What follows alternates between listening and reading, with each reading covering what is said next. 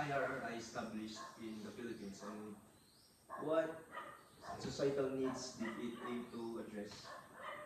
So the IRRI stands for International Rice Research Institute. So kita mga Filipinos kay rice eater mangita. So the IRRI was set up in the Philippines in 1960 because of the country's heavy reliance on rice, severe food shortages, and strong local agricultural infrastructure.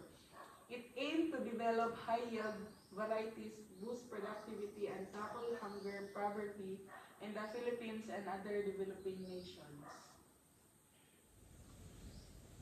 How did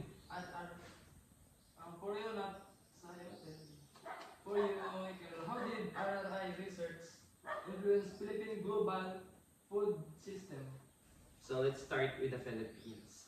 High yield varieties like IR8 dramatically increased rice productions, moving the country towards self-sufficiency and modernized farming practices. And for the global influence, I think it led the rice-focused Green Revolution. Remember that? Improving and I believe it improved food security for billions worldwide, setting research standards and building capacity for farmers and scientists.